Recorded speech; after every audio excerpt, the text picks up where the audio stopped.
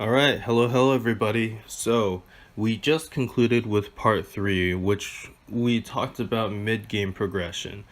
So, I want to clarify a few things because I felt like I got lost in the details, which means you guys will probably have been lost in the details as well.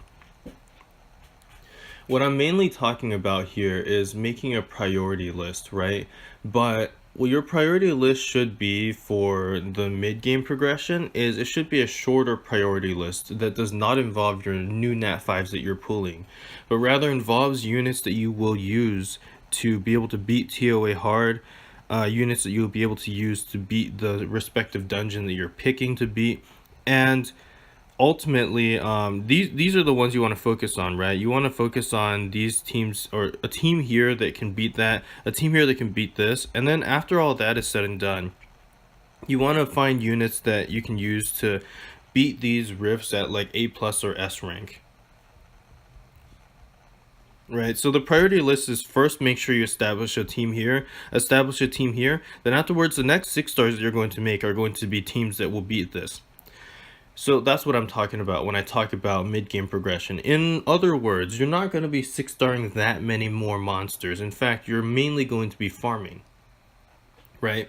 So the whole process here is in a process to gather more runes. But now we're going to go ahead and talk about part 4, which is titled mid to late game progression. Now, you may have noticed that I've been dancing around and clicking these areas without clicking on R5 or R4.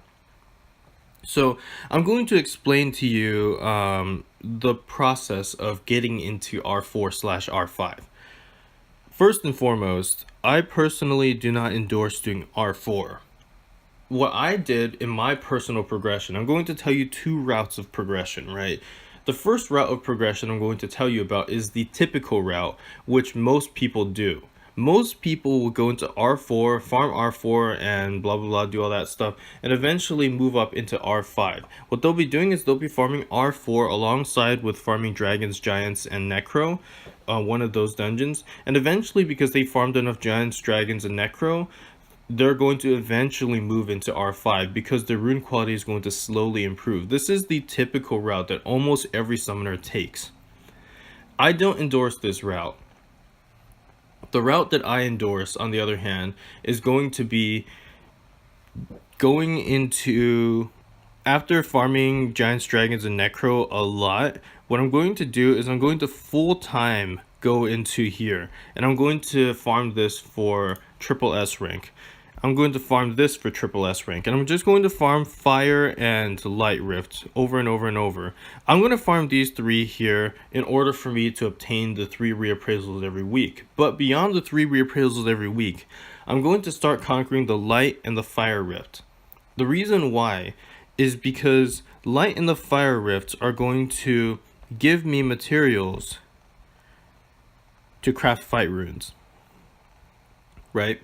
And after getting the materials to craft fight runes, I'm going to craft a lot of fight runes. I'm going to craft a lot of these fight runes. Now here's the kicker about fight runes. You notice a lot of these fight runes are really bad. Normally you would not keep these stats. These are shit stats. A lot of these, like, these are cringeworthy bad stats. I'm keeping a lot of 5-star fight runes. And the reason why is because fight runes are so hard to obtain. The reason you're using a fight rune is not in order to actually utilize the fight rune set. Some of these units, yes, some of my fight runes are actually pretty decent, right? Not that one. This is a decent fight rune, right? Yes, you will get some good fight runes. However, most of your fight sets are going to be shit. Like, look at this. This is garbage, but I'm keeping it. And the reason why is, let's take a look at my let's take a look at my Chloe. My Chloe is just using fight runes. Look at this. Is that a good fight rune? Hell no. But all my Chloe needs is 100 speed. That's all she needs, or 200 speed. All she needed was the speed. So if all she needs is speed, then why not just put fight runes on her, right? Because she's just a support monster. Putting good runes on Chloe is not going to change anything, because all I needed was her to be 200 speed, right? Same thing with let's look at Fire Panda. My Fire Panda does not need anything except it just needs to be semi-tanky, and that's it. So I'm just gonna give him some fight runes. Look at this fight rune, it's terrible. But all you need is some fight runes, right? So what you're going to do is you're going to farm fight runes, right? And I will tell you the reason why you're farming fight runes with my progression style. The reason is so that, oh, here it is, over here. When you're farming for fight runes, these dungeons don't only just drop runes, but also will drop grinds. Okay, what am I doing? I should be going into R5.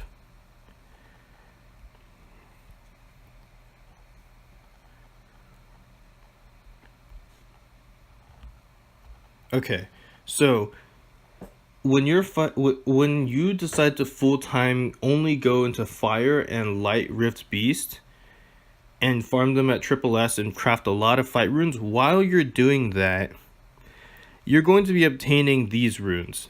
Tolerance runes will drop, let's see, no runes that's there. Tolerance runes drop, some determination runes will drop, fight runes, more fight runes will drop, accuracy runes will drop. All of these runes will drop. You see I have a tolerance set, I have a determination set, and a fight set. Those runes will drop from the boss, but not only will the runes drop, the grinds will also drop. And that's the most important part. Because when you're farming dragons B10, only runes drop. When you're farming giants B10, only runes drop. When you're farming necro B10, only runes drop. When you're farming light rift beast, fire rift beast, water rift beast, any of those rift beasts, runes plus grinds will drop. So you will get runes and grinds. So what I'm trying to tell you here is I think this is a better progression into R5. Okay? The reason why I say that is because when I walked into, I did not do any R4 ever.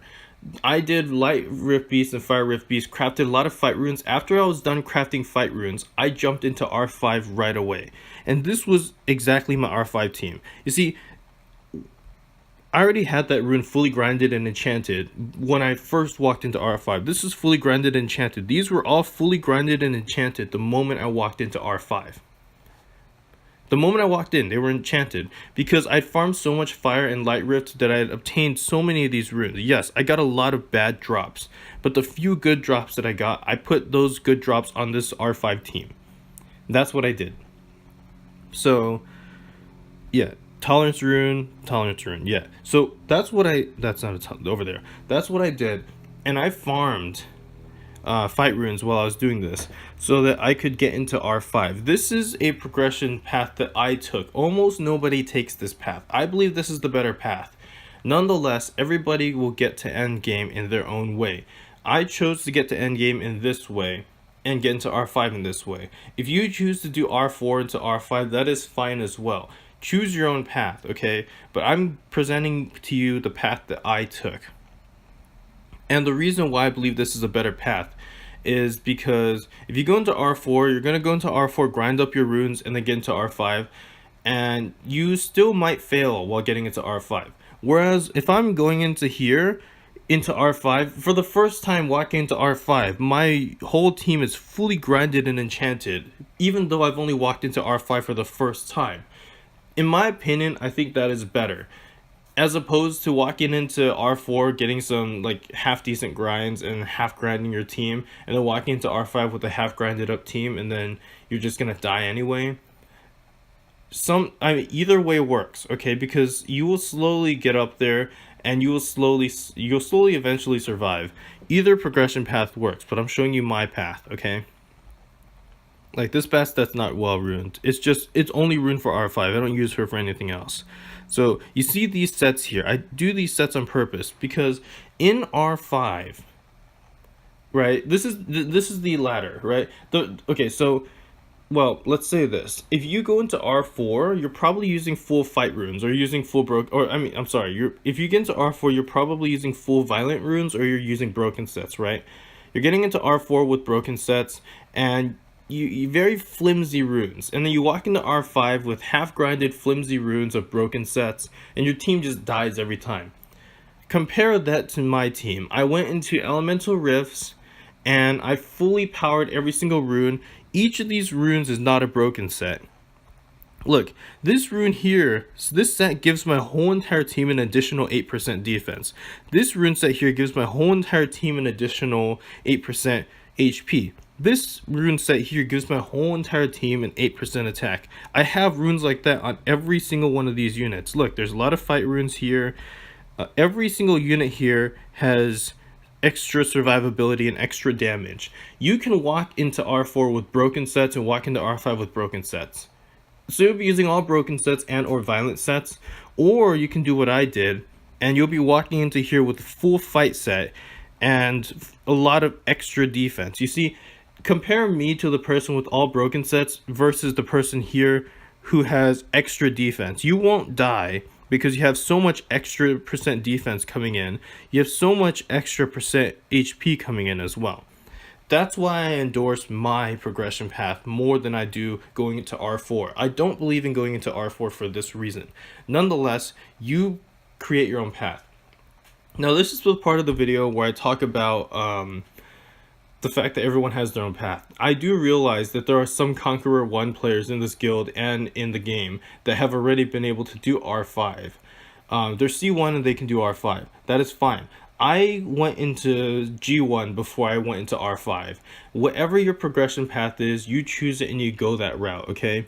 Everyone's is a little different, but nonetheless, we can all get to the end point in our own way. I'm simply presenting to you my idealistic route to get into endgame. If you've already taken a different route, that is totally fine, okay? So, with that being said, this is really how you progress into endgame. And to continue from the statement that I made previously, right? Again, priority list. Previously, you made a priority list to get all your units for this team, all your units for one of these teams, all your units for your fire, water, and wind rift beast team. At this point in time, you should be continually slowly 6-starring new units that you think will help you on your next route of progression, which is R5 and or which is going to be the fire and the light rift beast, whichever path you choose. All while doing this, you will continually be farming this dungeon day in and day out. Every single day you'll be farming, okay? That is how you progress in the game. Now, with that being said, that concludes this section on mid to late game. In the next section, I will be talking about full-blown PvP topics, okay?